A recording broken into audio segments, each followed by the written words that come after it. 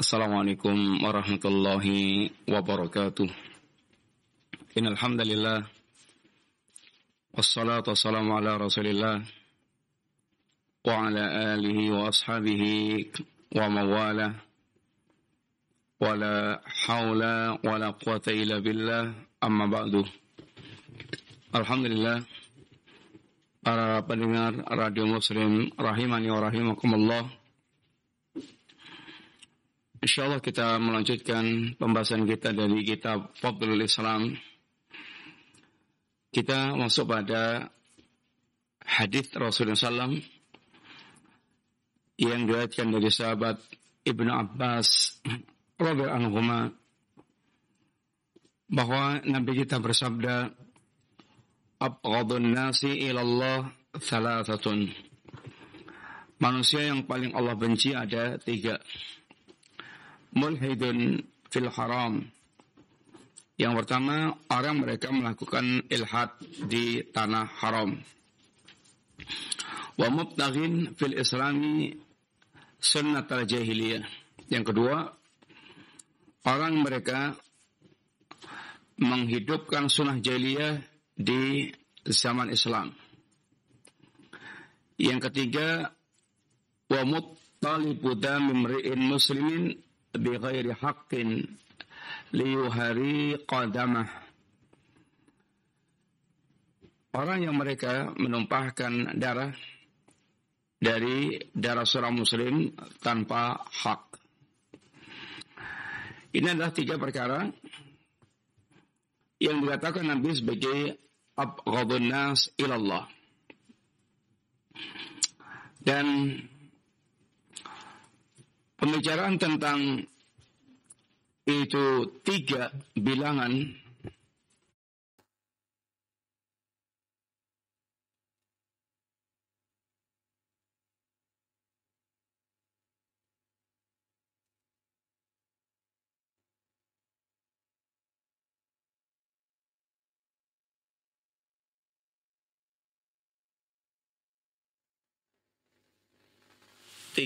orang yang dibenci oleh Allah Ta'ala, yang paling Allah benci.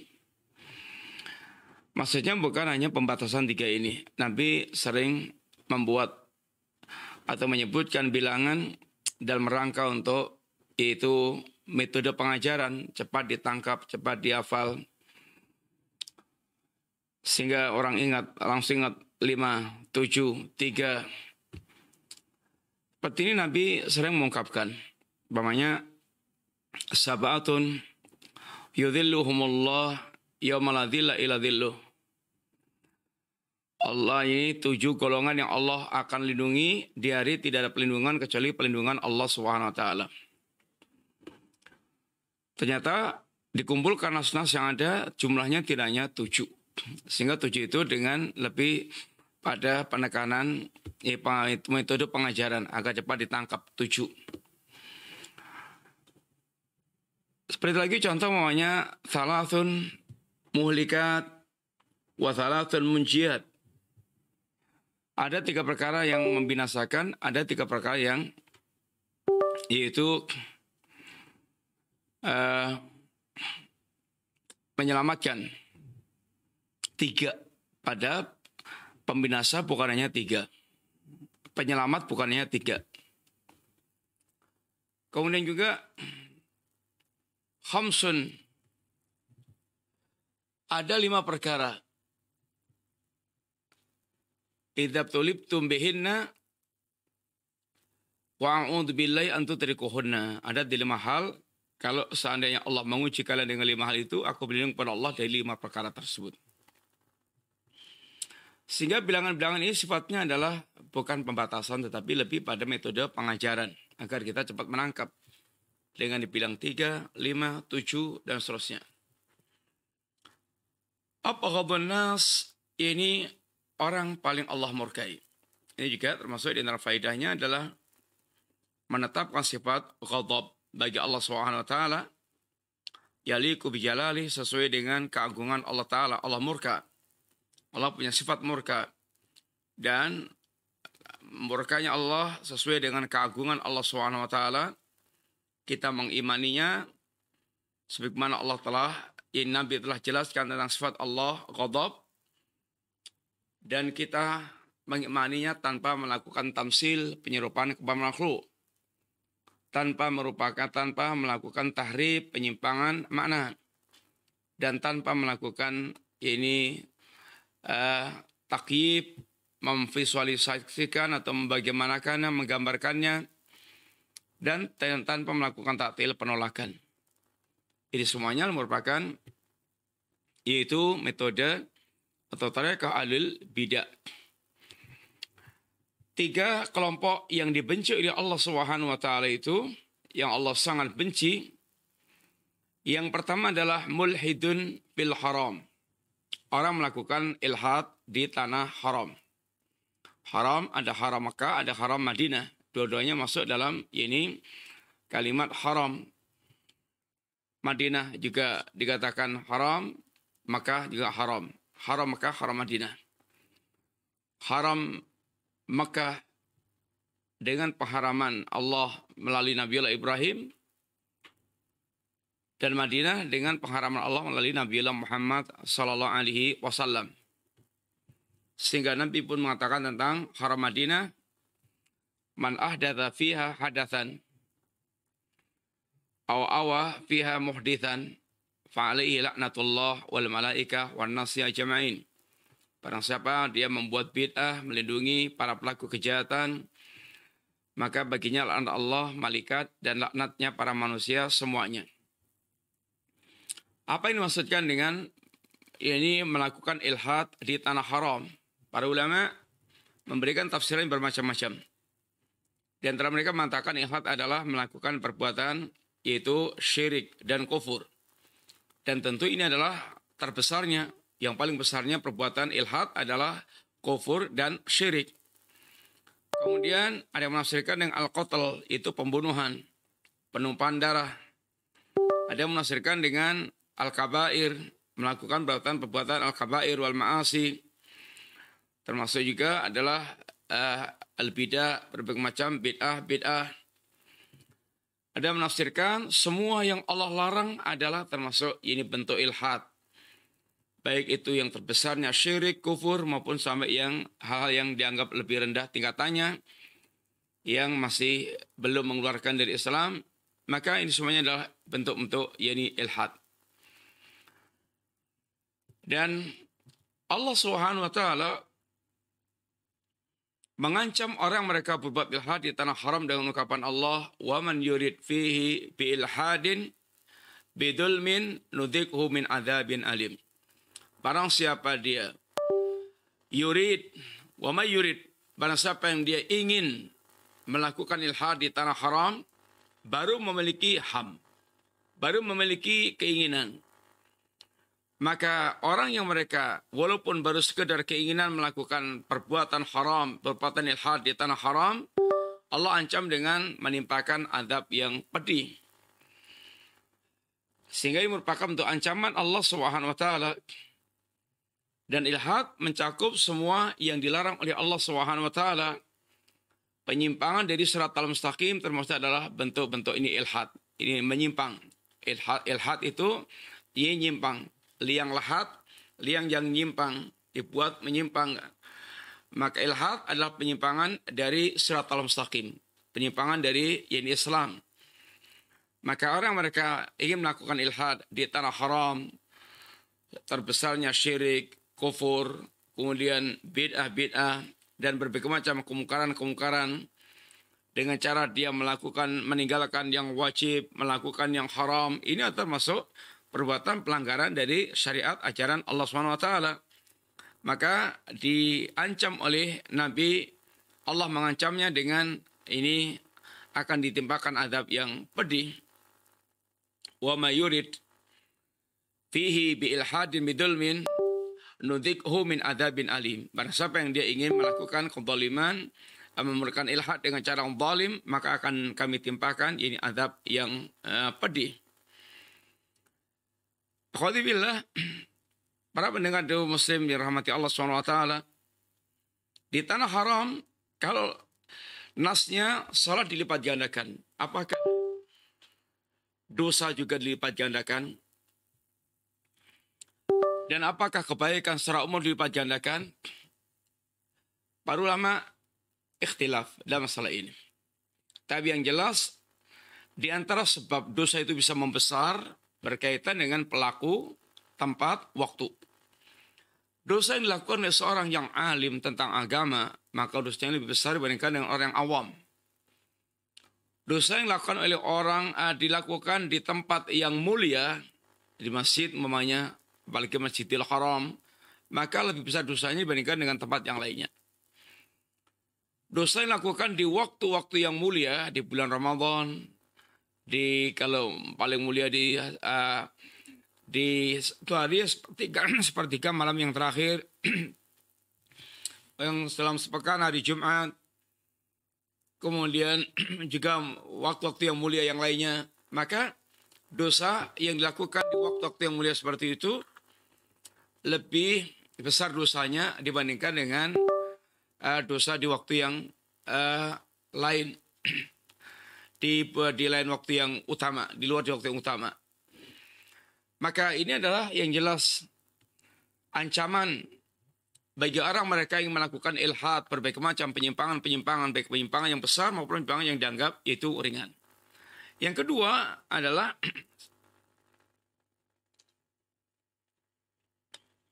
wa mubtaghin fil islami sunatal jahiliyah. Yang kedua yang disebutkan Nabi SAW adalah orang yang mereka menghidupkan sunnah jahiliyah di tengah-tengah, yakni di masa Islam, di tengah-tengah kaum muslimin. Dia melakukan atau menghidupkan sunnah jahiliyah. Rasulullah SAW beliau tegaskan bahwa jahiliyah telah dibatalkan oleh Nabi. Ala kullu jahiliyatin, kullu amrin jahiliyatin tahta qadamayya maudhu. Ketahuilah bahwa segala perkara jahiliyah telah aku batalkan. Telah aku letakkan di bawah dalam kakiku, Allah telah aku batalkan.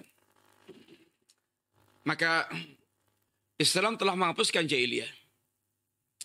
Dan jahiliyah ada dua, jahiliyah yang mutlak, jahiliyah yang muqayyad. Jahiliyah mutlak adalah zaman jahiliyah, di mana zaman tidak ada cahaya Islam. Zaman yang secara umum warnanya adalah kegelapan. Zaman jahiliyah ini zaman sebelum kedatangan Rasulullah SAW disebut dengan zaman jahiliyah. Di mana zaman itu maka Islam belum muncul, atau Islam atau kondisi manusia tidak mengenal hakikat ajaran Islam. Tapi begitu muncul Islam, maka jahiliyah lenyap. Yang ada adalah tinggal perilaku-perilaku jahiliyah. Perilaku-perilaku jahiliyah.